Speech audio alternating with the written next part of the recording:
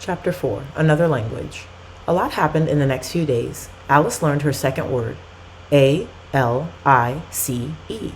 Dr. Cogswell began to think, to hope, that Thomas held the key to his daughter's future.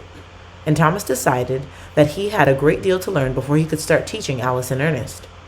He began to spend more and more time in Dr. Cogswell's library, browsing through heavy volumes on medicine and history and science, looking for anything that might help him to understand deafness.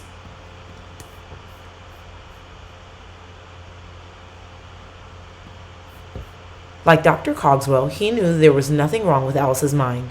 She seemed to be just as intelligent as other children her age, but people called her dummy because she couldn't hear or speak. Over the last few years, Dr. Cogswell too had read everything he could find about deafness. All through history, deaf people had been misunderstood, he told Thomas. They were often thought to be retarded or less than human. Doctors had never understood what caused deafness or how it might be cured. Just recently in France, a physician named Jean-Marc Itard had been experimenting on deaf patients, hoping to stumble onto a treatment. He tried pouring a mixture of sea salt, wine, horseradish, rose petals, and wild ginger into the ears of deaf children. It didn't help.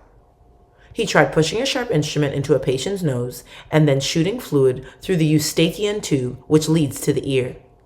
This procedure, which Itard performed on over 100 children, didn't seem to work either, and it was very painful. He decided to try one last experiment, hoping to jar his patients back to their senses. With a hammer, he struck a blow to the skulls of several children just behind the ear. This too failed, and Dr. Itard gave up entirely. Medicine does not work on the dead, he concluded, and as far as I'm concerned, the ear is dead in the deaf-mute. There is nothing for science to do about it. Educators hadn't done much to help either. There were no schools for the deaf in the United States and only a few in Europe. Some people traveled abroad to go to these schools, but the Cogswells thought Alice was much too young to be so far away from home. As Thomas worked his way through Dr. Cogswell's books, he learned that in European schools the deaf were taught to communicate in two very different ways. One way concentrated on reading lips and learning to speak out loud. This was called the oral method. With the other method, called sign, deaf people used their hands to speak. They spelled out words in the air, shaping their fingers to form letters of the alphabet. Sometimes they acted out entire phrases or feelings. The book that impressed Thomas the most was written by the Abbé Sicard, a priest who taught the sign method of communication to deaf children in Paris. Thomas had learned a little French at Yale and began at once to study the words and pictures in Sicard's book. He soon found that by adding some of their own signs to the French ones, he and Alice could talk together.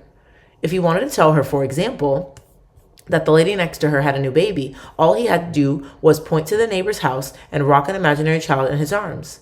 Is it a girl? Alice might ask, pulling on the ribbons of a make-believe bonnet tie beneath her chin. No, it's a boy, Thomas could answer, touching the brim of a pretend hat on his head. From that time on, Thomas seldom had a day off. He traveled as a preacher on weekends and spent every weekday with Alice. Over the months that Dr. Cogswell watched his daughter and her teacher working together, an idea began to grow in his mind. Why not start a school for the deaf right here in Hartford so that others like Alice could learn too?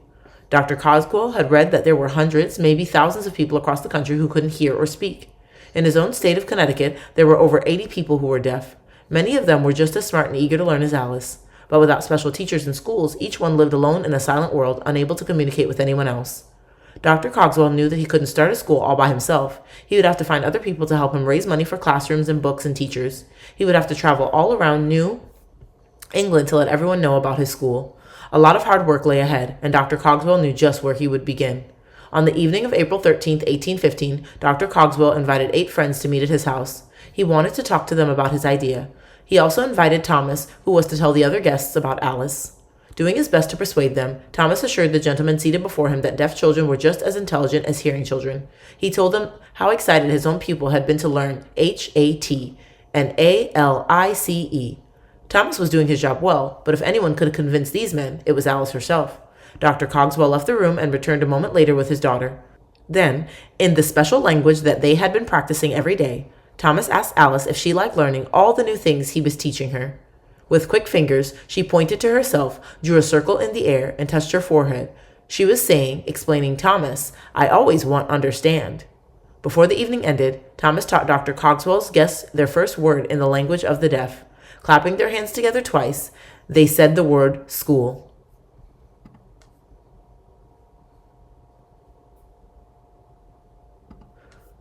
The next morning, Dr. Cogswell and his friends formed themselves into a committee and agreed to raise money to educate deaf children. By the end of the day, they had opened a special account at the Bank of Hartford. When the townspeople heard about the school, some promised to help. Many of them had watched Alice and her teacher parading down Hartford's main street, laughing and signing to each other, fingers dancing in the air. They looked like a couple of Pied Pipers, with Thomas's younger brothers and sisters signing in a long train behind them. Others who had seen Alice crying from exhaustion clucked their tongues and said that trying to teach deaf people was a waste of time. A few days after the meeting, Dr. Cogswell and his committee chose Thomas Gallaudet to be the principal of the new school. They would raise enough money to send him to Europe, where he could learn firsthand the teaching methods that he had read so much about. Still a young man in his 20s, Thomas was to be the head of America's first school for the deaf. What an honor, and what a responsibility. He worried that his poor health might stand in the way, but he decided if others believed he could do the job, then he had better start believing it too. 6 weeks later, Thomas sailed for Europe.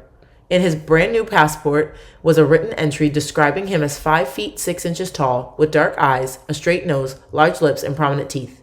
The Atlantic crossing to Liverpool took 1 month. From there, Thomas went on to London to visit the Asylum for Deaf and Dumb. He had heard that his school was the best of its kind in Europe.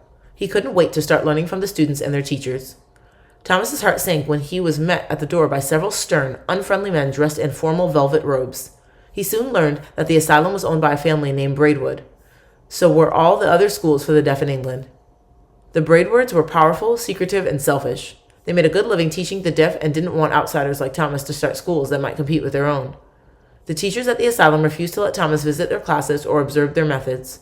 The children he saw in the halls looked frightened and unhappy. Thomas decided to give up on the English schools and sail across the Channel to France. He was going to visit the Royal Institution for the Deaf and Dumb. There he would meet Abbé Sicard, the priest whose book had taught him so much about sign language. The Royal Institution was everything Thomas had hoped for. He was invited into the classrooms where children were signing back and forth as fast as their minds and hands would let them. He soon became good friends with one of the teachers, a deaf priest named Laurent Clerc. During the days, Thomas visited Clerc's classes. After school, the two men would sit and sign together well into the night.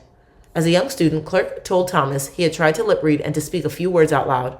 But when his teacher slapped him for mispronouncing a word, Clerc decided he would never speak again. It is very difficult for deaf people to imitate sounds they've never heard, he explained to Thomas, and it's often hard for hearing people to understand what deaf people are saying. With sign language, both the deaf and the hearing can communicate clearly. On a warm June day when Thomas had been in Europe for over a year, a letter came from Alice, who was still being privately tutored. "This morning study all in school away geography all beautiful," it said. "Come back little while. Oh, all very glad. Oh, beautiful. I love you very much. Your affectionate Alice Cogswell." Thomas knew it was time to go home. He walked to his shipping agent and with the little money he had left, bought 2 tickets to New York. One was for himself, the other was for Laurent Clerc, who was going with Thomas to teach at the new school.